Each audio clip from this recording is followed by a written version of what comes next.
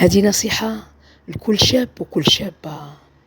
مادام عندكم والديكم في الدار راه عندكم الجنة في الدار. يعني خاص الكلمة ديالهم تمشي قانون على تصرفاتكم. من حدكم باقين في واحد السن اللي هو طايش، ما تعرفوا فيه مصلحتكم من ضرركم، يعني باقين ما نضجتوش لا فكريا ولا أخلاقيا. الطاعة راه كتعني السمع، لأن فيها الإرشاد والتوجيه والنصيحة والخوف من الضياع. النصيحة راه فيها القوة، فيها النجاح، فيها النصر، فيها الشرف، فيها الأمان، فيها العزة، فيها العز، فيها الكرامة.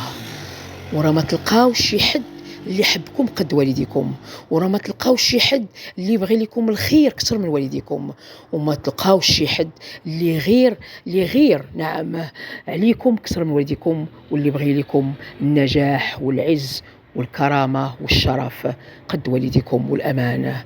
إذا تهلاو في والديكم وكونوا مطيعين لهم.